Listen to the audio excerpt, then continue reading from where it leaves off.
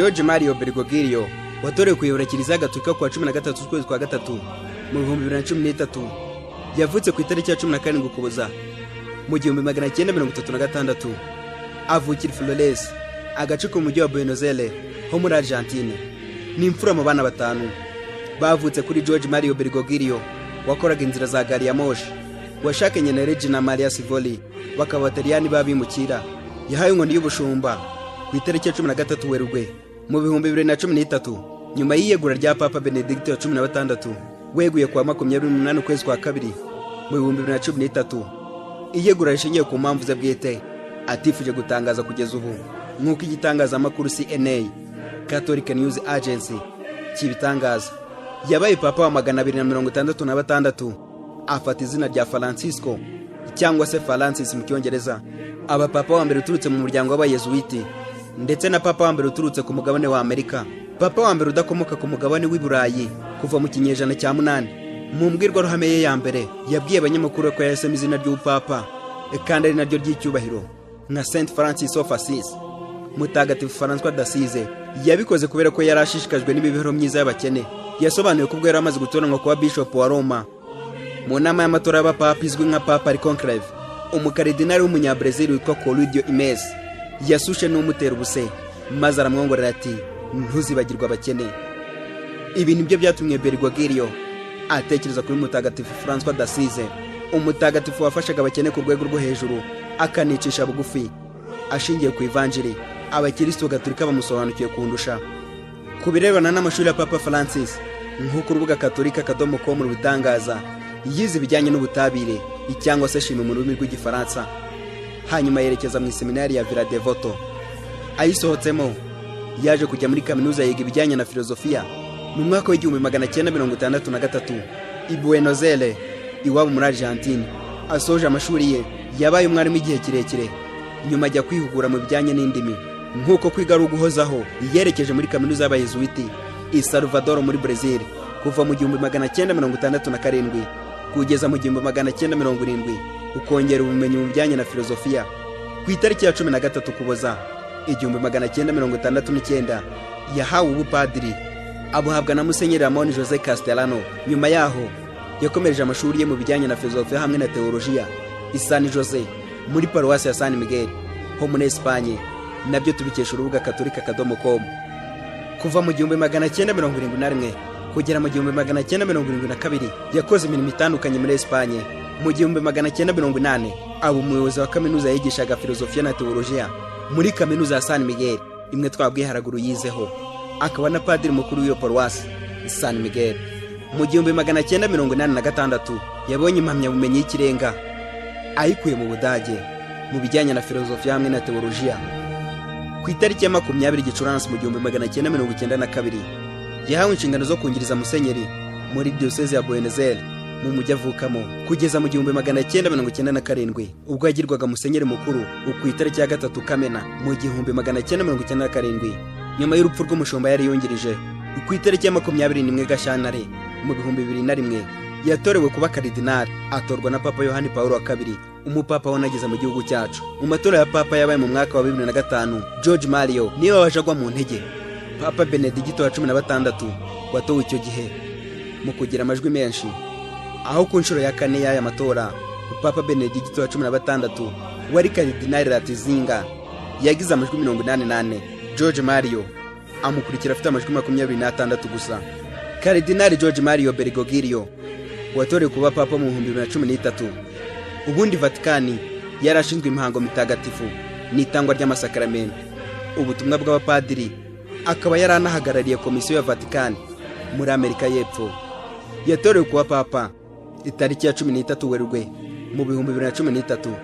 Nyuma y'amatora yabaye inshuro 5 ahitamo gufata izina ry'ubupapa Francisco wa mbere, afatiye ku izina Francisco wa Assisi, umutagatifu wafashaga abakene ku rwego rwo hejuru akanicisha bugufi.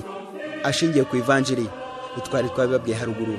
Mu buzima busanzwe Papa Francisco wa mbere nk'uko yabyivugiye yabayeho mu buzima bworoheje. Yirindaga kugendera mu modoka ye wenyine, akagendera mu ya rusange, bisi cyangwa kwasiteri itwara abagenzi benshi. Papa Francis yubaha amasakaramentu ku rwego rwo hejuru nk'uko atahwemye kubigaragaza. Gusa muri Gicurasi mu 2013 yabigaragaje cyane, anenga cyane abapadiri bamwe bo muri Argentine bashatse kuzana impinduka muri kiliziya, banga gutanga isakaramentu rya batisimu ku bana bavuka ku babyeyi batashakanye. Icyo yise imico ya gifarizayi byarangiye basabye kubabatiza, byarangiye asabye ko babatizwa. Burya papa ngakunda gufasha ubabaye wese mu buryo bwa roho no mu buryo bw'umubiri, agendeye ku mahame aranga idini Gatolika. Papa Francis wa mbere ntiyemera igikorwa cyo guhuhura umuntu ubabara cyane, ntiyemera ko abapadiri bashaka abagore, ndetse ntashyigikiye kubana hagati y'abahuje ibitsina, ku buryo yanabirwanyije kenshi mu gihugu avukamo. Ku bijyanye no kuboneza urubyaro, papa ashyigikiye byimaze uburyo kamere, gusa akemeza ko umuryango mu by'ukuri utakarengeje abana batatu. Akamaganira kuri igikorwa cyo gukuramo inda, kuko avuga ko ari ukuvutsa ubuzima, umuziranenge utarigeze agira uruhare mu isamwa rye. Ikindi atemera ni ugukora imibonano mpuzabitsina mu gihe umugore ari mu mihango. Ikinyamakuru CNC Catholic News Service nicyo tubikesha. Papa Francis wa mbere yakomeje gahunda yatangiye yo kurwanya ababana bahuje ibitsina. Ni gahunda yatangiriye iwabo muri Argentine mu 2010 atarahabwa inkoni y'ubushumba. Inshuro nyinshi yavuze ko kiliziya ihaye ikaze uwo ari we wese, kandi ko ikunda abantu bose hatitawe ku gitsina icyo ari cyo. Inshingano avuga ko Imana yahaye kiliziya mu 2013 avuga ko babana bahuje ibitsina, abo twita batinganye hano iwacu, yasabye abantu kutabacira urubanza no kubaha akato, ahubwo ko bakwiye kubigisha ivanjiri. Mu kwezi kwa karindwi k'uwo mwaka, mu nama y'abakateshiste yabereye i Roma, yababwiye ko umuntu aramutse ari umutinganyi ariko agashaka Nyagasani, bagomba kumwakira kuko aba afite icyifuzo cyiza cyo kumenya Imana. Ababwira ko nta mpamvu n'imwe bafite yo kumucira urubanza, ndetse ko abantu bakeneye guhuzwa na sosiyete muri rusange bakisanga mu ikoraniro rigari. Imvuga abakateshiste bakiriye neza. Gusa iyi mvugo ya papa yasobanuwe mu bundi buryo bushobora kuba butarishimiwe na bamwe. Abaharanira uburenganzira bw'abatinganyi Marcelo Marquez na Andreas Albertsen bavuze ko papa afite ubushake bwo gushyigikira ibikorwa by'ubutinganyi kuko abahaye ikaze mu kiliziya. Ibinyamakuru bitandukanye byasamiye hejuru imvugo ya papa, nabyo bisesengura ukundi, bimushinja kuzana impinduka muri kiliziya Gatolika, impinduka zigeze zibaho ku ngoma z'abandi ba papa bose. Igitangazamakuru LGBT magazine n'icyitwa The Advocate bagira Papa Francis wa mbere umuntu w'umwaka mu 2013, Person of the Year. Wabisanga ku kinyamakuru American Magazine mu gitabo cyasohotse ku itariki ya 3 ukwezi kwa 12 mu 2018 cyitwa The Strength of Vacation. Gikubiyemo ikiganiro cyihariye Papa Francis wa mbere yagiranye n'umumisiyoneri w'Umwespanyol Fernando Prado. Icyo gihe papa yavuze ko ubutinganyi ni ikibazo gikomeye kandi cyazanwe n'iterambere, akita ikigezweho fashionable mu rurimi rw'amahanga. Yashimangiye ko nta mwanya ubutinganyi bwagakwiye kugira mu byumviro bya muntu, gusa ko kuba byarabaye ababikora badakwiye guhabwa akato, ahubwo bakwiye kuganirizwa bakumvwa, kuko buri umwe ashobora kuba afite impamvu yihariye yabimuteye. Bityo abitwa abakozi b'Imana bakwiye kubaha ikaze nabo bakisanga mu ikoraniro rigari ry'abasenga. Yongeye kugaragaza kutinyuramo ku ngingo yo guha ikaze buri wese mu kiliziya cyangwa mu yindi nsengerwamo yose ku bantu bahisemo kwihinduza ibitsina byabo, transgender mu ndimi z'amahanga. Ni ukuvuga umugabo akibagisha bakamutera igitsina cy'umugore, cyangwa se ko umugore bikagenda bityo. Papa Francis wa mbere ku itariki ya 2 kwezi kwa 9 mu mwaka wa 2016 yarwanyije icyitwa gender theory, teori yemeza ko kuba umugabo cyangwa umugore bitageraho bigarukira, ari nabyo byigishwa mu mashuri. Yongera gusaba abapadiri ku isi hose kwegera abo bantu bakabagarura mu nzu y'Imana, ndetse bakabakira ntibabaha akato. Mu rwego rwa politike, Papa Francis wa mbere yagize uruhare rukomeye ku kuzahura umubano hagati ya Amerika na Cuba mu 2014. Muri Venezuela mu 2017 yarabasuye abasaba kumvikana bagashyira hamwe kugira ngo abanyagihugu batere imbere. Vuba aha yaciye bugufi asoma ibirenge bya Dr. Riek Machar na Perezida Salva Kiir, abatumvikana bo muri Sudani y'Epfo kuva mu 2013 hari kuwa 12 Mata muri uyu mwaka. Abasaba kumvikana bakareka kujujubya abaturage babo ku mibanire n'andi madini.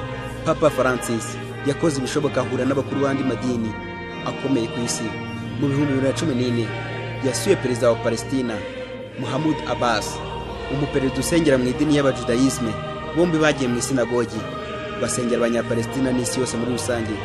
babasabira amahoro mu isengesho bise Prayer of Peace cyangwa se isengesho ry'amahoro nyuma yo kuva i Yerusalemu umugabo w'iyobokamana aho yasengeye mu isinagogi yitwa Western Wall muri umwaka n'ubundi tariki ya 2 ukwezi kwa 9 mu 2016 Papa Francis yasuye igihugu cya Azerbaijan kiganjemo abisilamu anasengera mu musigiti umwe muri icyo gihugu. Ku itariki 3 z'ukwezi kwa 2 uyu mwaka yasuye leta zunze ubumwe z'Abarabu ahura ndetse agirana ibiganiro na imamu w'umusigiti wa Al Azhar Ahmed El Tayeb. Bombi bayobora ikoraniro ry'abarenga 120 biganjemo abisilamu hari kuri stade ya Zayed Sport City. Nyuma y'amasengesho basinye inyandiko yiswe ubuvandimwe mu bantu mu isi y'amahoro no kubana bagamije guhuza abantu batandukanye mu myemerere. Mu 2014 yari yasuye Tanzini Gyatso umukuru w'idini ry'Ababudiste. Nyuma gato yagiranye ibiganiro na minisitiri w'intebe w'Ubuhinde Dalai Lama nawe ubarizwa mu idini ry'Ababudiste. Papa Francis wa mbere kandi yaganiriye n'abaluterani cyo kimwe n'ababarizwa mu madini gakondo cyane abo mu burasirazuba bw'isi. Mu buzima bwe busanzwe Papa Francis wa mbere afana umupira w'amaguru guhera mu bwana bwe aho yafanaga ikipe ya Porteno Atletico San Lorenzo iherereye mu gace ka Bawedo muri Argentine. Iyi kipe ihimbwa Santos bivuga batagatifu. Afana kandi n'andi makipe nka River Plate, Independiente, Boca Juniors ari mu makipe atanu akomeye muri Argentine. Uretse gufana azwiho kwandika ibitabo byinshi bitandukanye byinshi bivuga kuri Kiliziya Gatolika. Uretse ururimi rw'Icyesipanyol avuga neza, Papa Francis kwa kandi avuga izindi ndimi zigera kuri 4 harimo Igifaransa, Igitaliyani, Ikidage n'Ikilatini. Ku mibare itangwa na Vatican News Agency, Papa Francis ahagarariye abakirisitu Gatolika barenga miliyari 1,200,000 ku isi yose. 41.3% muri bo bakomoka ku mugabane wa Amerika y'Epfo, Latin America, kuko mu bihugu 10 bya mbere bifite abakirisitu Gatolika benshi ku isi 4 nibyo kuri uyu mugabane. Brazil ni izi imbere, naho ku mugabane wa Afurika ugaragaje izamuka rikomeye ry'abakirisitu Gatolika ku isi mu myaka ishize. Repubulika Iharanira Demokarasi ya Kongo ni izi imbere n'abakirisitu miliyoni 30 muri miliyoni 50 zituye iki gihugu. Uyu mubare tori muke ni ukomeza gwa Papa ubudahangarwa ndetse no kugira ijambo ku isi yose.